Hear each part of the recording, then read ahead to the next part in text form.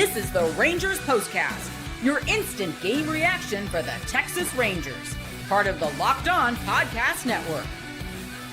Your team every day.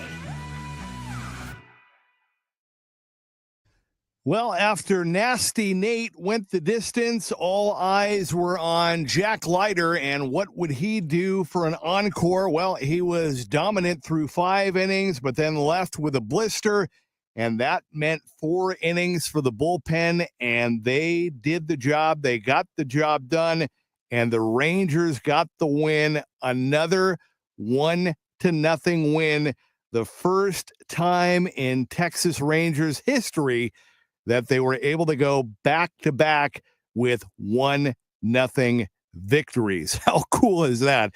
Here we go. Welcome into the Rangers POSTCAST, your team every day, and in our case, your team every single game.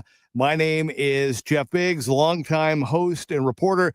Thank you for watching the Locked On Sports Rangers, your destination after every single game. As I said, you can also find us on the Locked On Rangers podcast feed, and that is where you will find the outstanding work of Bryce Paterick every single day, and I know he's going to have a lot to say after the final 2 games of this series. Also, we want to hear from you via the comment crew, so please jump in. We have a lot to get to and not a lot of time, so let's get right to it.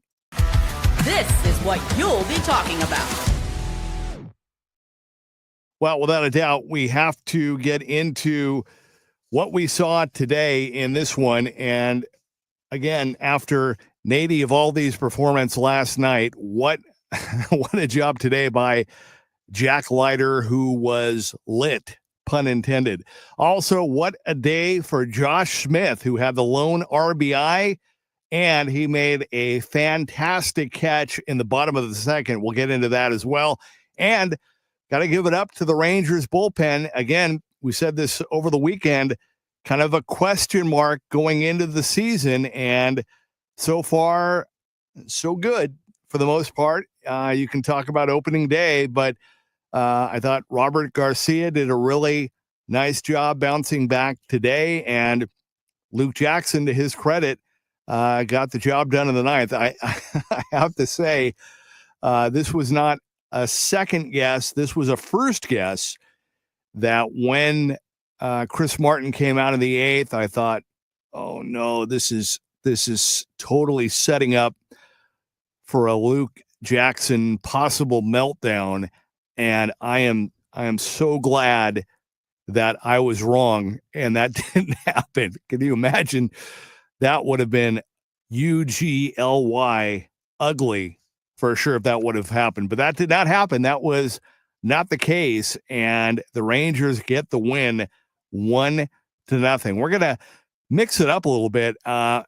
Usually I talk a lot, and then I get to your comments, but I want to jump in and get some of you right now. Righteous DMH says Leiter was dealing.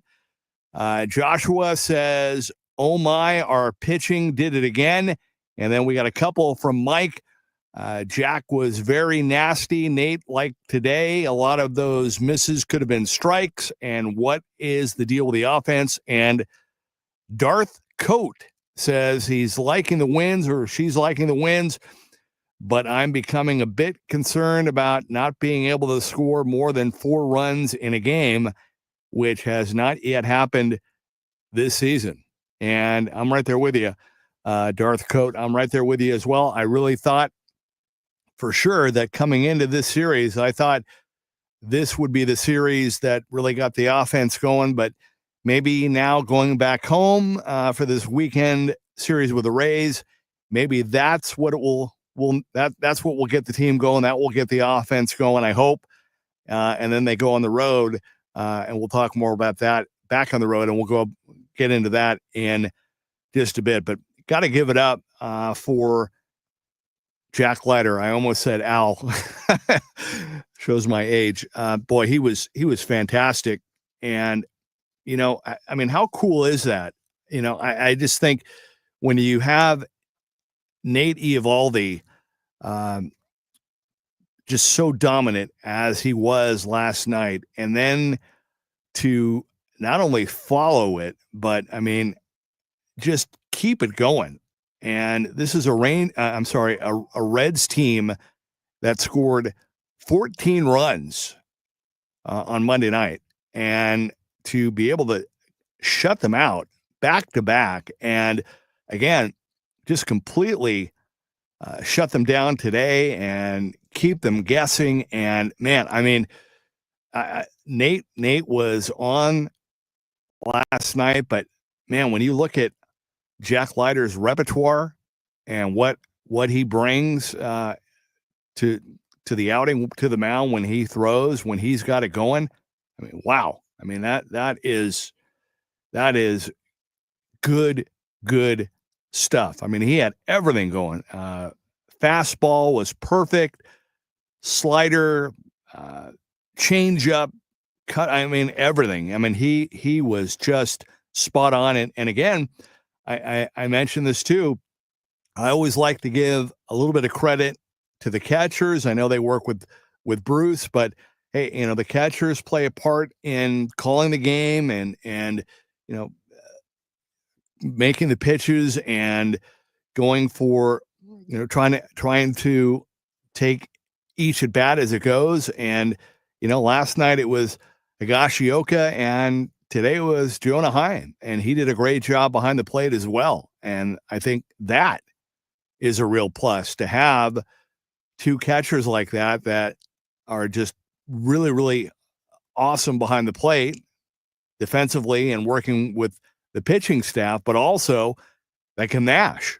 And so that's another big plus. But man, I mean, Jack Leiter was just, you know, I thought in his opening start against the Red Sox, you know, his fastball was the key, but I thought today, I mean, his slider and his breaking pitches were just nasty. And don't get me wrong, I love the heat. I love fastballs. I love guys that just have that velocity, right? But I'll tell you what, man, when you see guys throw sliders like that are, you know, almost like fastballs, but then they have that great movement at the end. I mean, that, to me anyway, that is a beautiful thing, man. That is really, I love that. I love seeing a good slider, and, you know, it's not many guys can throw it and keep it and sustain it. And Jack Leiter looked very, very comfortable out there on the mound today. So good for him. And he's got a blister on his middle finger. Hopefully, I'm hoping, because he finished the fifth inning so strong, I'm hoping, right, that I'm hoping that it was more like a precautionary, like maybe it was just starting and they wanted to not let it get worse, and that it won't be a lingering thing. Sometimes, you know, great pitchers can get a blister and they can kind of keep flaring up all the time, and you don't want that to happen. You want it to callus and not be an issue. So hopefully it's no big deal. But man, that was just a great outing for Jack Leiter, and the strikeouts. And I mean he was just dominant. And again, to do that back to back the way that they did was very, very impressive. All right, we're going to take our first and only timeout. Austin Paul Slovak's comments about the back-to-back shutouts in the bullpen, and the real deal calling out the app and the streaming because of the buffering. I hear you. There is a little bit of a delay for sure, but hey, at least we have it. And I'm almost certain one of my daughters has Apple TV. So I'm going to get to watch the game on Friday night. So I'll be with you Friday night too. So I'm looking forward to that. All right. Our first and only timeout coming up in a minute. This is the Rangers postcast. All right. Well, I got to tell you, if you are looking for a snack that is both delicious and nutritious, crack into a good source of protein with wonderful pistachios. Wonderful Pistachios is one of the highest protein nuts. Each 1 ounce serving has 6 grams of protein, giving you over 10% of your daily value. Plus, they are packed with fiber and better for you unsaturated fats to help keep you feeling fuller longer. I love the no shells variety. It's the perfect grab and go snack for busy days. And whether I'm here at work or on the go or just need a quick protein boost, they are always my go-to. And if you love cracking open every shell for that satisfying crunch, the in-shell options are a classic favorite.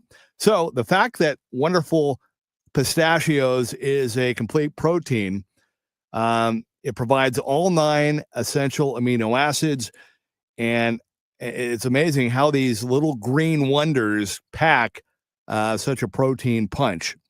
No shells, wonderful pistachios for that grab and go ease. And whether you're running between meetings or dropping off the kids, wonderful pistachios are the snack that works as hard as you do. So get snacking and get cracking with the snack that packs a protein punch.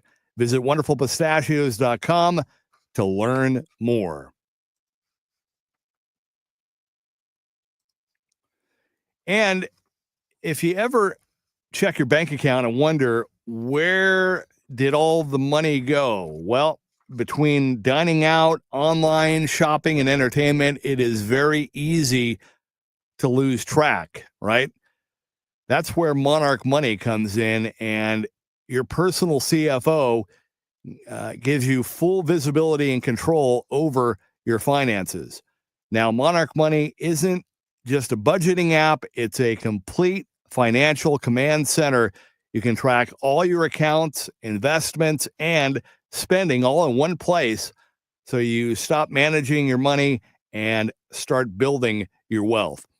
Now, you can find out when you start using it, you can find out just how much you're spending on say food delivery, and it will help you budget smarter and save more.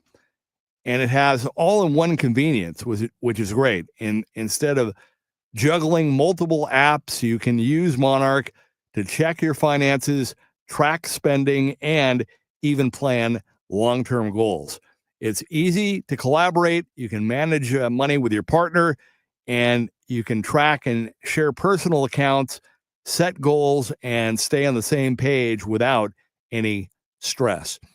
So take control of your finances with Monarch Money. Use code LOCKEDONMLB at monarchmoney.com for 50% off your first year. That's monarchmoney.com, code LOCKEDONMLB for half off your first year. All right, welcome back to the Rangers postcast. Rangers over the Reds 1-0. First time in Texas Rangers history that they were able to go with back-to-back 1-0 shutouts. And we got some more comments via the comment crew. Andrew wants to know, how is Evan Carter doing in AAA? You know what? I do not have that answer. I should know that. I have been meaning to look, and I did not do it. I got caught up in the game today, but if I'm pretty sure Bryce will have that, but if not, we will. I'll find out for you before Friday for sure. I'm sure you can check as well. But yeah, I have not heard. Good question though. And the real deal jumps in about the streaming. Yep, absolutely. Caleb says, don't don't think Simeon should be in the 1 spot. Well, if you watched the television broadcast today, apparently Marcus was going to get a day off today, and that was the plan. And then when he got to the ballpark, apparently Corey Seager needed a day off and ended up taking it. And it was Simeon that ended up going back out there. And I'm wondering, thinking, out loud that maybe for Corey, I hope it's, just a little extra 2-day off situation because the Rangers are off tomorrow. I hope that his calf, isn't barking up again, but we'll see about that. But yeah, look, I mean, you can tell, I think, the Rangers have a couple of things going on. They're, as I say, I mean, pitchers usually have a bit of an edge coming out of the gate. Marcus did have a hit and a walk today, to his credit, but yeah, usually pitchers have kind of an edge, and what you see going on right now is a combination of that with hitters just trying to find their swing again, with real, different vibe compared to spring training. Different, at bats, they go by quick. You got different pitchers, and you're trying to kind of get your swing back and get comfortable again, even though that's what they do. That's what they get paid millions of dollars for. It's still, every season is a new season, and they're getting used to it. And I think, I don't want to say they're pressing, but certainly they know how good they are. They know that they should be doing better, I guarantee you. And I think there's so many. I mean, the whole lineup has great hitters, and I think they all know and want to do better. And I think maybe they're all kind of trying to do it themselves, trying to get it going themselves that way. But it's going to happen. It's going to come. And like I said, I would not be surprised at all if they did not get it going during this homestand coming up with Tampa Bay. We'll see. But again, they're too good, and there's too many of them to have the whole lineup. Just need somebody to kind of get it going. And look, like I said, Josh Smith, I thought, props to him. I mean, he got a 100-mile-an-hour fastball right down the middle, and he crushed it. And I think the Rangers will, I think they'll see some pitching that they can hit when they face the Rays over the weekend. I think just getting a day off tomorrow to kind of catch their breath a little bit after 4 pretty intense games with the Red Sox, and then right on the road for this quick little road trip. I think they'll find their groove this weekend. Now that the whole opening start of the season, opening weekend, all that's out of the way, I think they'll be a lot more relaxed coming up starting on Friday night. All right, that is going to do it for me. I want to say thank you, though, for those of you that jumped in, and thank you for being part of the show. I'll be back with you on Friday night. I know Bryce will be back with some more content today and tomorrow, and we will be with you again on Friday. But hey, you know what? With all the talk we've had here about the offense, again, what a great job by not only Jack Leiter, who we raved about, but again, the bullpen. I thought they did a really, really good job. I thought Webb did a nice job. I thought Robert Garcia, after kind of a rough outing, bounced back, did a really good job. Chris Martin, I mean, he's just a vet, and he's a guy that you feel confident that he can get the job done no matter what. And Luke Jackson, I know there's a lot of people that are concerned and have questions about him, but to his credit, he stepped it up and finished the game and got the save, and the Rangers got the win. All right, hey, enjoy the rest of your day. I'll be back with you on Friday, but enjoy these 2 wins, back-to-back 1-0 shutouts for the first time in Texas Rangers history. Selfishly, I'm glad that I got to be a part in my own little way of that history with you guys. And again, look forward to the weekend series with the Rays. This has been the Rangers Postcast.